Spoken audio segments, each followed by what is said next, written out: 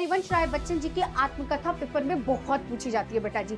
अब मंत्र मतलब कहानी जोड़ लो कि मंत्र मतलब कहानी है। जयशंकर प्रसाद जी की रचनाएं मोस्ट इंपॉर्टेंट, क्योंकि इनकी रचनाएं हर एक सेट में पेपर में पूछी जाती है। साकेत की गर्लफ्रेंड यशोधरा मैथिली के शरण में महाकाव्य सुनने गई। उसे चुप कराने के लिए अतीत के चलचित्र और स्मृति की रेखाएं खींच देती है। तो अतीत के चलचित्र और स्मृति की रेखाएं इनका रेखा चित्र है। अशोक के फूल नाखून क्यों बढ़ते हैं।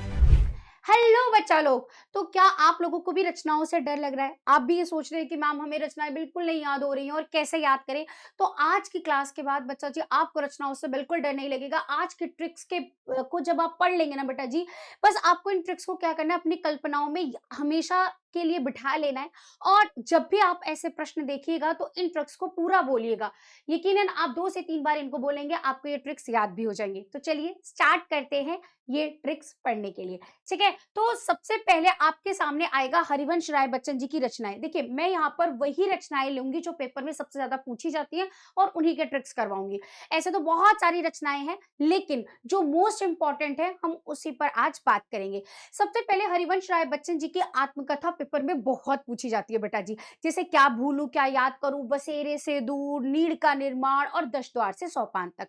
अब आपको बेटा जी इसको क्या करना है, इमेजिन करना है। देखो, आप इसको इमेजिन करो कि आपकी लाइफ में है, ठीक है, जैसे आप एज ए स्टूडेंट हो। अब जब आप अपने करियर को बनाने के लिए बाहर निकलोगे तो आपके लाइफ में क्या क्या चीजें हो सकती हैं। जैसे सबसे पहले जब अपनी लाइफ को बनाने के लिए आप बाहर निकलोगे, है ना, बाहर जाना पड़ेगा आपको, अपने घर से बाहर निकलना पड़ेगा, अपने शहर से दूर जाना पड़ेगा। बच्चे हॉस्टल में पढ़ने के लिए जाते हैं ना, तो उस समय वो इस डिलेमा में होते हैं, सिचुएशन में होते हैं कि उनको अपने परिवार की भी याद आ रही होती है और उन्हें अपना करियर भी चुनना होता है। तो वो ये सोच रहे होते हैं क्या भूलूं क्या याद करूं, है ना। तो आप इमेजिन करिए कि आप उस सिचुएशन में हैं और आप कह रहे हैं कि मैं क्या भूलूं क्या याद करूं।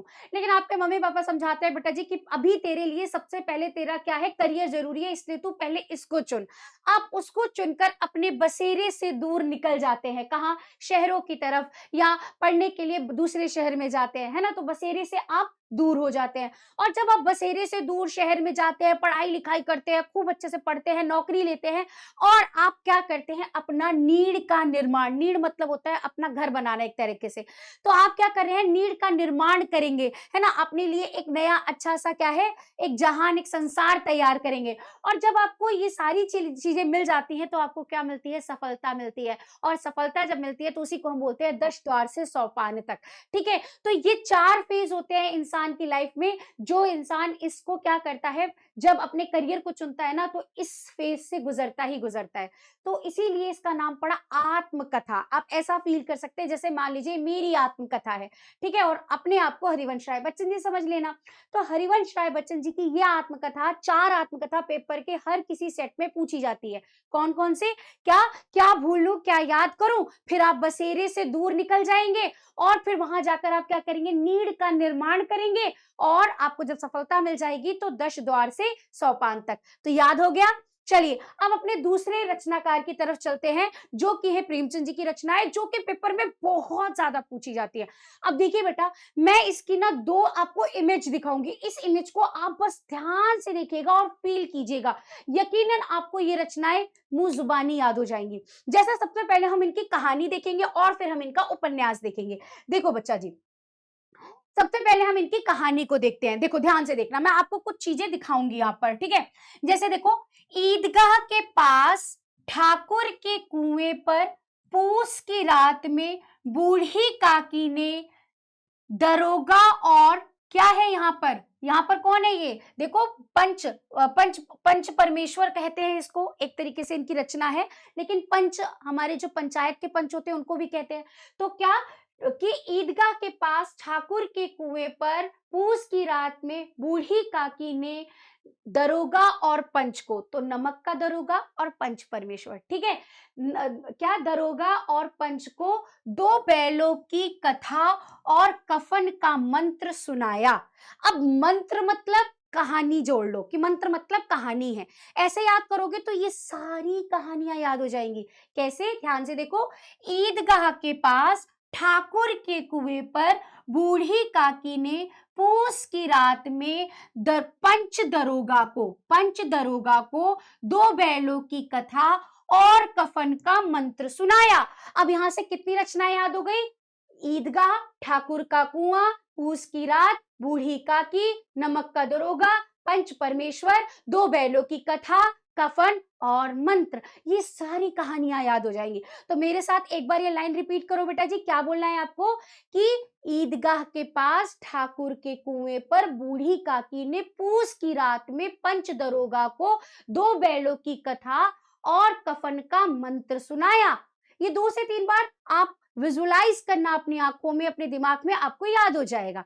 ठीक है। अच्छा, अब आ जाते हैं हम उनके उपन्यास पर। अब देखो, फिर से आपको सब ये इमेज देखनी है, इमेज से समझेंगे हम लोग। ठीक है। निर्मला ने सेवा और प्रेम का वरदान पाकर अपनी रंगभूमि, कर्मभूमि सजाई, पर गबन के डर से उसने गोदान किया और अपना मंगलसूत्र बचाया। अब गबन का मतलब पता है बेटा जी क्या होता है? रिश्वतखोरी करना। जो निर्मला थी ना, वो बहुत अच्छी थी, बहुत अच्छी थी, लेकिन पता है उसका पति बहुत खराब था। इतना खराब था कि वो ना घूसखोरी करने लगा था। अब उसको पता था कि पाप तो पाप है, इसका तो कर्म भुगतना पड़ेगा। इससे वो डर गई, इसीलिए उसने गोदान करा। बेटा जी, गोदान मतलब गाय का दान करना, ये बहुत बड़ा दान माना जाता है। तो वो गोदान करके अपना मंगलसूत्र बचाने की कोशिश कर रही थी कि मेरे पति पर कोई आँच ना आए, है ना, पति परमेश्वर जैसा है। तो इसीलिए वो क्या करती है? गोदान करती है। तो आपको कैसे याद रखना है? देखो कि उसने बहुत सेवा करी, है ना, प्रेम भी करा अपने पति से। यही सेवा और प्रेम का वरदान उसके बड़ों से उसको आशीर्वाद में मिला था। इसलिए उसने अपनी रंगभूमि, रंगभूमि का मतलब क्या है? कि अपनी जो मैरिड लाइफ थी उसने बहुत अच्छे से सजा ली, और अपनी कर्म भूमि यानी सेवा कर करके उसने अपनी कर्म भूमि भी बहुत अच्छी सजाई। पर उसका पति बहुत खराब था, गबन करता था। ठीक है, क्या करता था बेटा? गबन करता था। इसीलिए वो डर कर क्या करती है? गोदान करती है और अपना मंगलसूत्र बचाती है।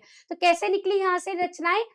आपका क्या निकला? निर्मला, सेवा सदन, प्रेमाश्रम, वरदान, रंगभूमि, कर्मभूमि, फिर आपका क्या निकला? गबन, गोदान और आपका मंगलसूत्र। ध्यान से देखिएगा।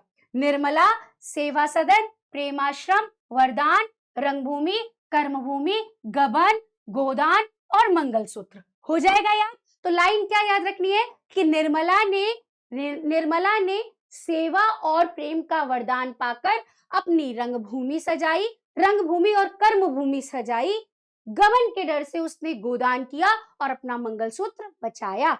ये 2 से 3 बार लाइन अपने दिमाग में कल्पना करना, याद हो जाएगा। ठीक है बेटा जी। तो आज हमने और 2 रचनाएं याद कर ली। आगे बढ़ते हैं।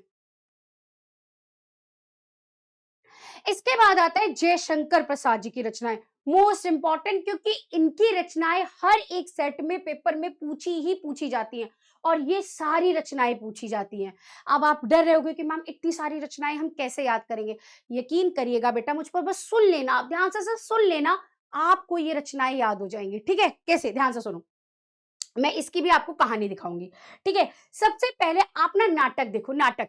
अब देखो यहाँ पर चंद्रगुप्त, स्कंदगुप्त और अजातशत्रु क्रिकेट खेल रहे थे।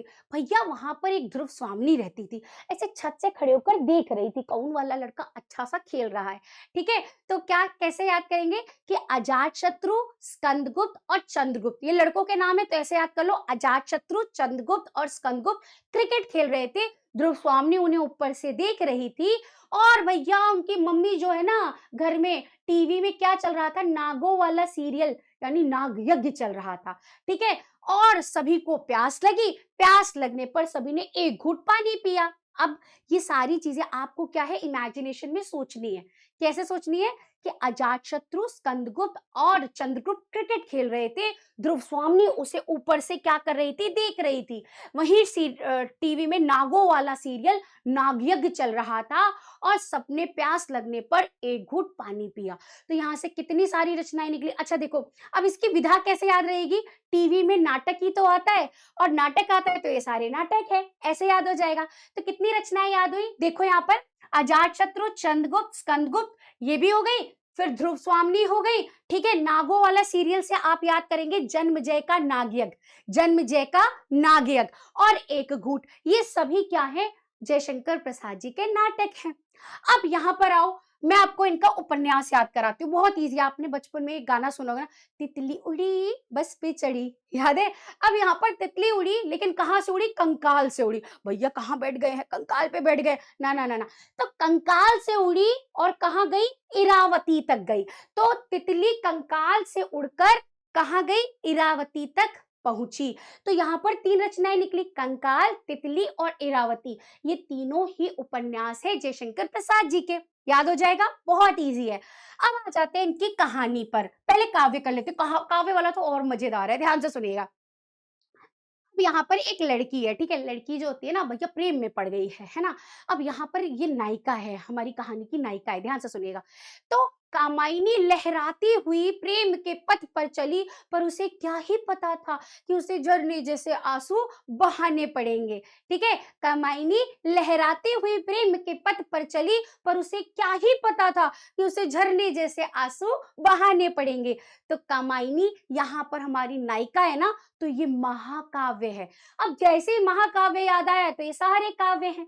ठीक है? तो कामायनी महाकाव्य है, और फिर यहां से निकला लहर, प्रेम पथिक, आंसू, झरना। हो जाएगा? ध्यान से देखो, कामायनी लहर, ये लहर भी निकलेगा यहां से। कामायनी लहर, प्रेम पथिक, लहर प्रेम पथिक, ठीक है, झरना और आंसू। याद हो जाएगा? फिर से रिपीट करें, कामायनी लहराती हुई प्रेम के पथ पर चली, पर उसे क्या ही पता था कि उसे झरने जैसे आंसू बहाने पड़ेंगे। तो कामायनी नायिका है तो महाकाव्य, और फिर बाकी सारे भी काव्य हैं, तो कामायनी, फिर हमारा क्या निकलेगा? प्रेम पथिक, लहर, आंसू और झरना। ठीक है? चलिए, अब लास्ट बचा हमारा कहानी। कहानी का भी देख लेते हैं कि छाया की प्रतिध्वनि ने आकाशदीप में आंधी बनकर इंद्रजाल फैलाया।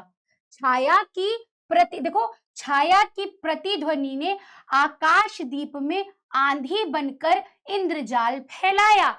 2 से 3 बार बोलिएगा, याद हो जाएगा। तो अभी हमने जयशंकर प्रसाद जी के क्या क्या याद करे। पहले नाटक कैसे याद रखोगे कि अजात शत्रु, चंद्रगुप्त और स्कंदगुप्त क्रिकेट खेल रहे थे, ध्रुव स्वामिनी उन्हें ऊपर से देख रही थी, वहीं टीवी में नागों वाला सीरियल नाग यज्ञ चल रहा था, और सबने पानी पीने पर एक घुट पानी पिया। फिर हमने क्या याद करा? कामायनी लहराते हुए प्रेम के पथ पर चली, पर उसे क्या ही पता था कि उसे झरने जैसे आंसू बहाने पड़ेंगे। ठीक है? और कंकाल से तितली उड़कर इरावती तक पहुंची। ठीक है? ऐसे याद कर लोगे, सारी रचनाएं याद हो जाएंगी। देखो बेटा, मैंने यहाँ पर ना एक सिंपल पेज पर भी लिख कर दे दिया है। अगर किसी बच्चे को नहीं ट्रिक्स याद करनी, आप यहाँ पर एक साथ सारी रचनाएं दे दी है। यही रचनाएं पेपर में पूछी जाती है, इन्हीं को याद कर लेना। 100% आपको यही से पेपर में 18 फरवरी को मिलने वाला है। ठीक है? अब जिसको ट्रिक्स चाहिए वो ट्रिक से याद कर सकता है। अच्छा, ट्रिक कैसी लगी कमेंट सेशन में जरूर बताना।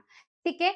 इसके बाद आ जाते हैं मैथिली शरण गुप्त। देखो, मैं यहाँ पर थोड़ा हंसी मजाक में समझा रही हूँ, बट अभी आप एज ए स्टूडेंट है, एकदम स्टूडेंट की तरह रहना, इधर उधर की बातें मत सोचना, पेपर है तुम लोगों का। ठीक है? अब ध्यान से देखो, बहुत इजी है, ये रचनाएं पेपर में बहुत पूछी जाती हैं। तो देखो कैसे याद रखोगे। साकेत की गर्लफ्रेंड यशोधरा है। ठीक है? कौन है? साकेत की गर्लफ्रेंड यशोधरा मैथिली के शरण में महाकाव्य सुनने गई। देखो भाई, अब साकेत की गर्लफ्रेंड का ना क्या हो गया, साकेत से ब्रेकअप हो गया है। अब जब ब्रेकअप होता है तो बहुत रोना आता है, और बहुत रोना आता है तो भैया बहुत शायरियां निकलती हैं, कविताएं सुनने का मन करता है। इसीलिए वो मैथिली के शरण में गई है ना, और कहती है कि मुझे काव्य सुनाओ। ठीक है? तो ऐसे याद करना आप कि साकेत की गर्लफ्रेंड यशोधरा मैथिली के शरण में महाकाव्य सुनने गई। ठीक है? तो साकेत और यशोधरा मैथिली शरण का महाकाव्य है।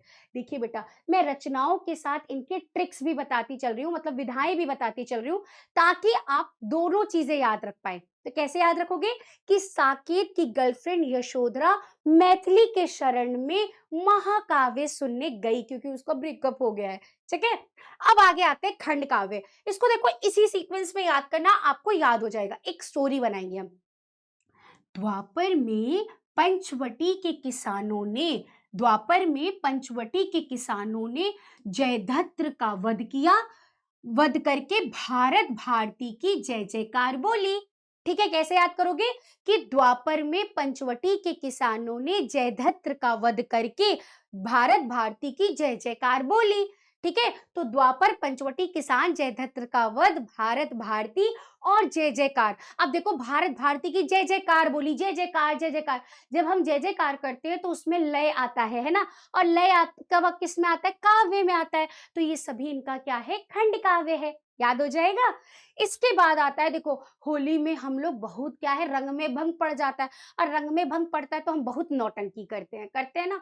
तो वहीं से बना रंग में भंग, और ये उनका क्या है, नाटक।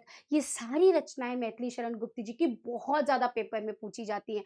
संसद में मनोनीत होने वाले सदस्य भी थे ये, तो याद रखिएगा, पेपर में बहुत अच्छे से पूछा जाएगा। ठीक है, चलिए अब आगे बढ़ते हैं हम। इसके बाद आती है मोस्ट इंपॉर्टेंट हमारी रचनाकार, जो कि है महादेवी वर्मा। अब इनको भी हम बहुत अच्छे से ट्रिक से याद करेंगे। ठीक है, कैसे याद करेंगे, देखो ध्यान से सुनिएगा। एक दिन महादेवी वर्मा काव्य लिख रही थी कि तभी वहां पर रश्मि, नीरजा और निहार ने आकर सांध्य गीत गाया और दीप शिखा जलाई, जिससे यामा बन गया।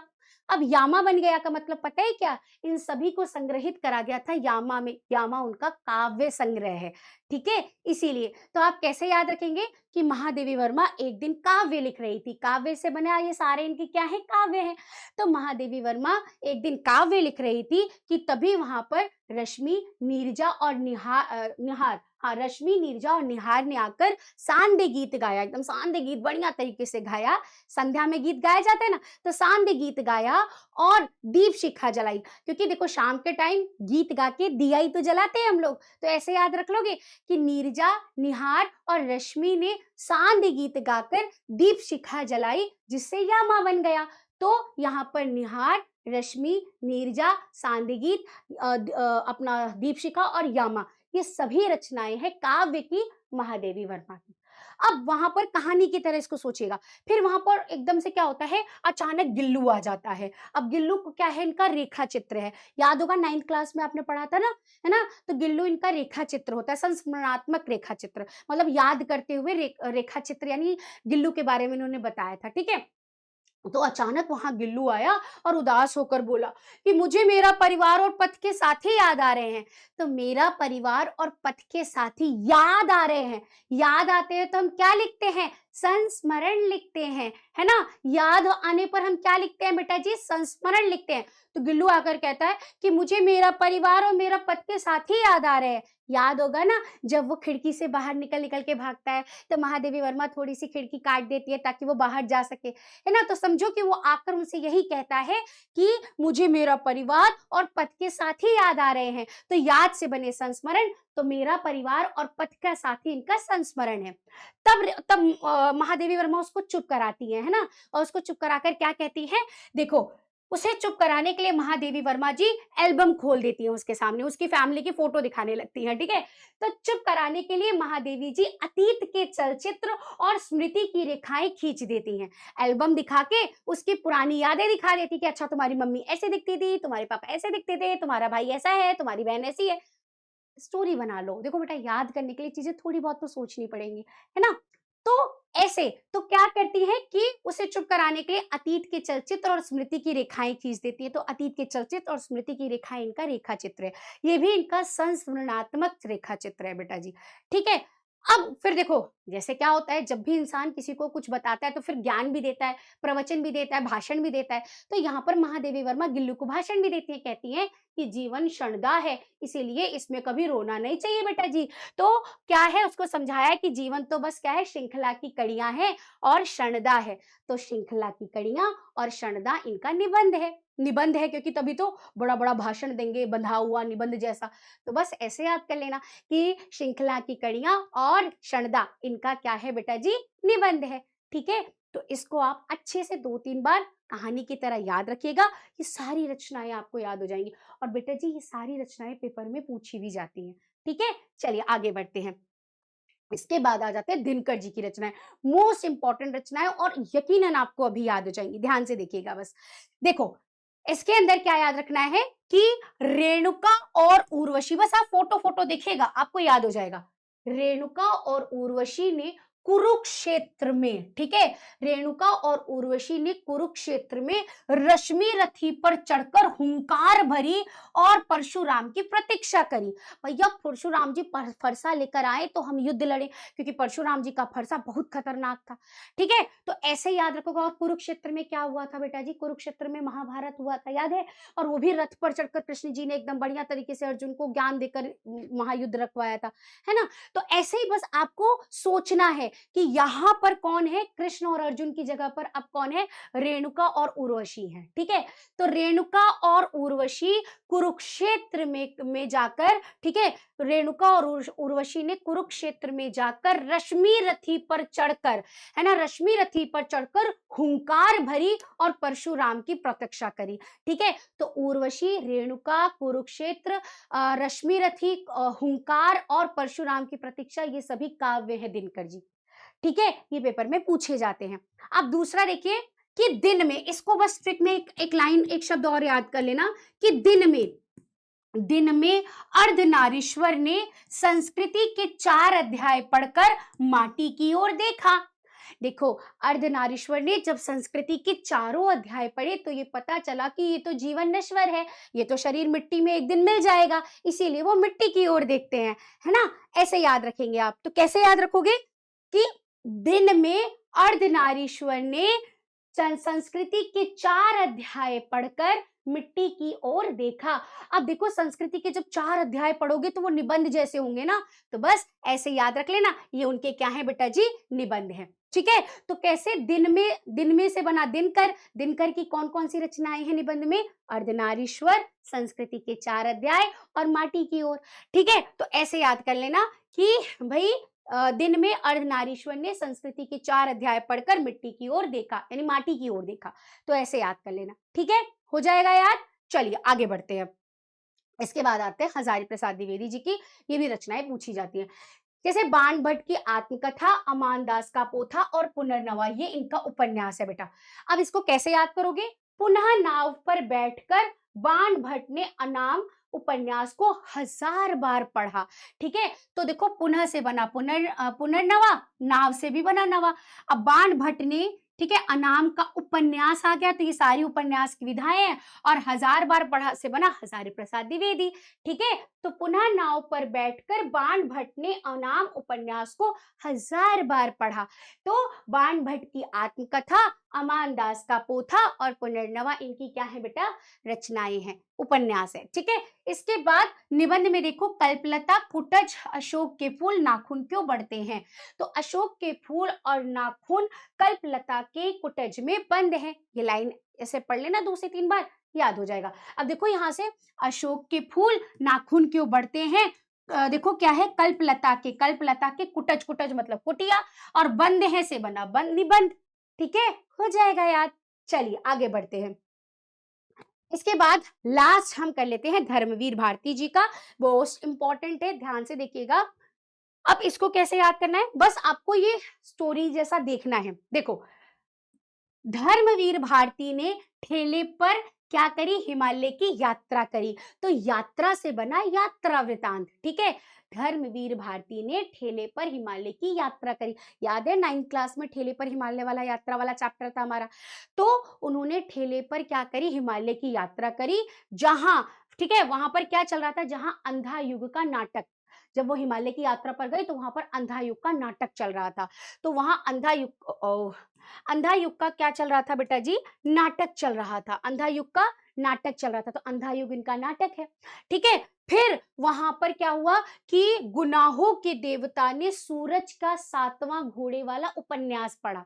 तो गुनाहों के देवता, ये जो गुनाहों के देवता हैं, ये देखो सूरज के 7वें घोड़े वाला उपन्यास पढ़ रहे हैं, ठीक है। तो गुनाहों का देवता और सूरज का 7वां घोड़ा, ये दोनों इनके उपन्यास है बेटा। और आगे आप बोलेंगे, फिर उन्होंने क्या करा, कनुप्रिया को ठंडा लोहा की कविता सुनाई। तो कनुप्रिया और ठंडा लोहा, इनकी क्या है, कविता है, काव्य है, याद हो जाएगा। तो कैसे याद करेंगे, ध्यान से सुनो। धर्मवीर ने ठेले पर हिमालय की यात्रा की, जहां अंधा युग का नाटक चल रहा था, वहां गुनाहों के देवता ने सूरज के 7वें घोड़े वाला उपन्यास और कनुप्रिया को ठंडा लोहा वाली कविता सुनाई, ठीक है। तो कैसे, कि धर्मवीर भारती ने ठेले पर हिमालय की यात्रा करी, जहां पर अंधा युग का नाटक चल रहा था। वहीं गुनाहों के देवता ने सूरज के 7वें घोड़े वाला उपन्यास पढ़ा और कनुप्रिया को क्या है, ठंडे लोहे की कविता सुनाई। हो जाएगा, हो जाएगा बेटा। देखो बेटा, एक दिन में एकदम जैसे अभी सुना और तुरंत याद हो जाए, थोड़ा समय लगेगा। 2 से 3 बार इसको पढ़िएगा, अपने दिमाग में इमेजिनेशंस पे बनाइएगा। और ये कब बन सकता है, जब आप इसके क्वेश्चंस लगा रहे हैं तो इस लाइन को पूरा रिपीट करिए। जब मैं अपने क्वेश्चन प्रैक्टिस कराती हूँ ना बच्चों को क्लास में, तो मैं ये पूरे पूरे बुलवाती हूँ और सच्ची बता रही हूँ, बच्चों को ऐसी रचनाएं याद भी हो गई हैं। तो आप भी इसी तरह से याद कर सकते हैं, ठीक है। चलिए, लास्ट आप माखनलाल चतुर्वेदी जी का याद कर लीजिएगा। ये महत्वपूर्ण रचनाएं जो पेपर में पूछी जाती हैं, ठीक है। एंड कुछ ऐसी रचनाएं हैं जो छोटी मोटी, मतलब एक एक करके हैं, वो अलग से हैं। मैं इसको भी थोड़ा सा बता देती हूँ, ये भी पेपर में पूछी जाती है, इसको ध्यान से सुनिएगा। जैसे पहले हम करते हैं 84 वैष्णव की वार्ता या 252 वैष्णव की वार्ता। अब देखो, गोकुल गोकुल है, अब गोकुल से याद करो कृष्ण। हम जब वृंदावन जाते हैं तो वृंदावन में हम क्या करते हैं, 84 कोस की यात्रा करते हैं ना। तो आप 84 की जगह क्या कर लो, 84 है ना, 84 कोस की यात्रा है ना, तो आप कर लो 84 वैष्णव की वार्ता।